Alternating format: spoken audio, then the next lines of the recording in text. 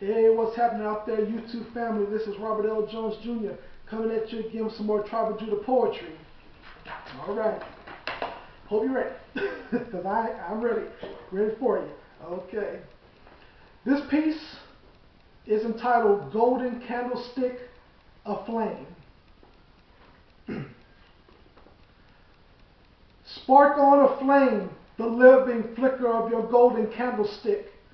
and let it brightly burn and shine throughout the late night overcasted negritude of horrible darkness,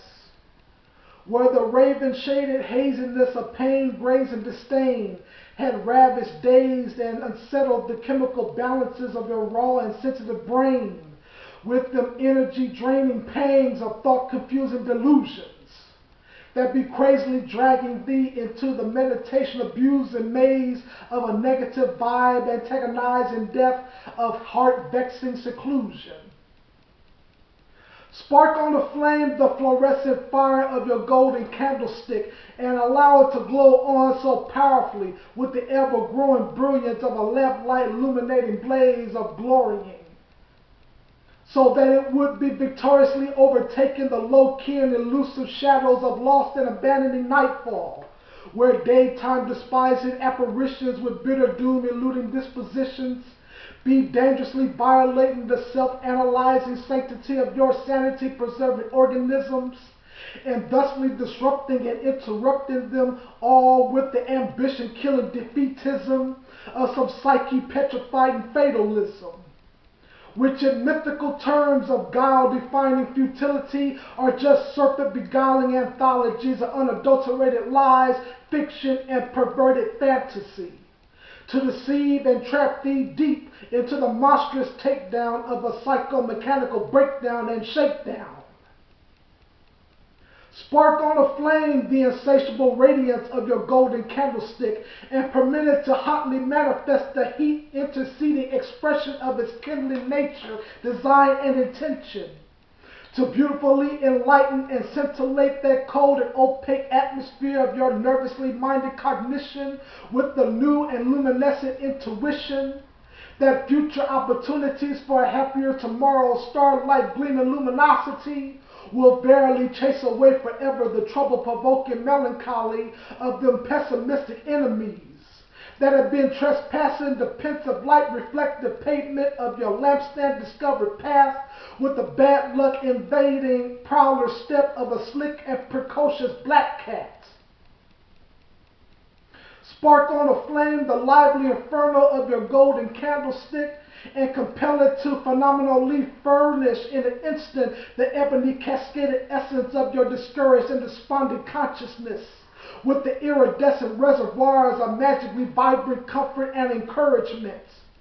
And then inspire the hope transpiring effervescence of your golden candlestick with this considerable impression to evolve on strong and hard as the celestial vanguard of a majestic beacon with lighthouse towering ascendance that will now and continuously bring the high abundance of self-edifying joy and good spirits within the smoky and onyx-stained courtyards of your very soul.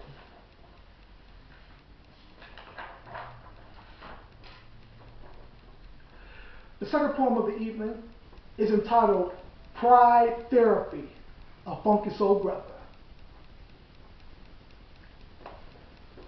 A funky soul brother be becoming so stone bad and masterfully fantastic in that smoothly groovy notion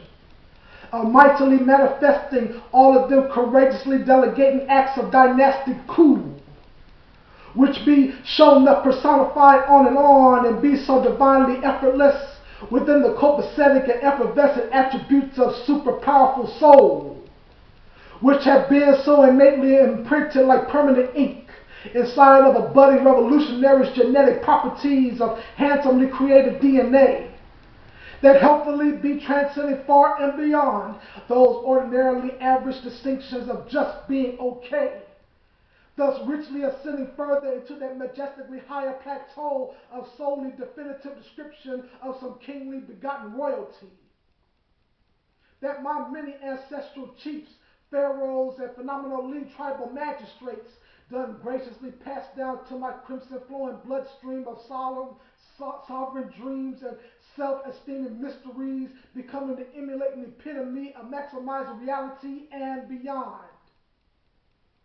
So from hence commences that independently hip and witty inclination of swiftly lifting up a steel toothpick so that a stylistic hand can proudly comb out a happily nappy natural into the perfectly crowning circumference of the charismatic sun.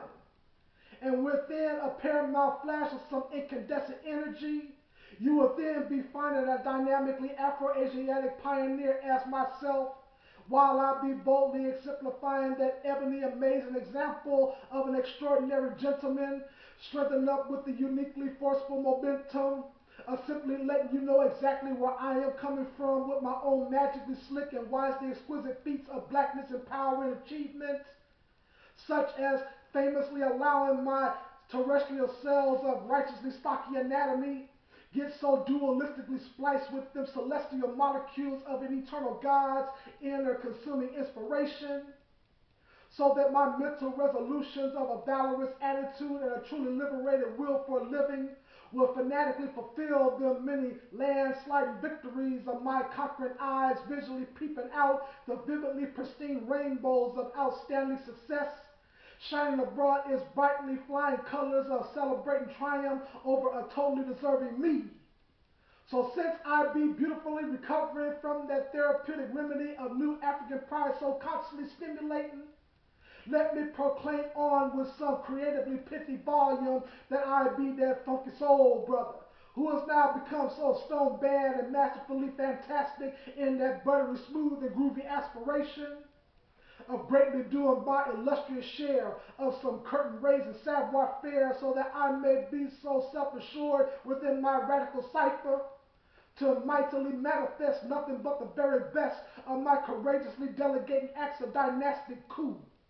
with a bravely erudite fortitude of supremely awesome composition, an undeniably potent spirit as profoundly gritty as desert sand, and a lion-like in heart with the virtue-beaten rhythm of some straight-up heroic destiny. Thank you so much for listening to these pieces. I hope you like what you heard. Please like, subscribe, comment, and share. And I'll be coming back at you with some more Tribal Judah poetry. So until then, I bid you shalom.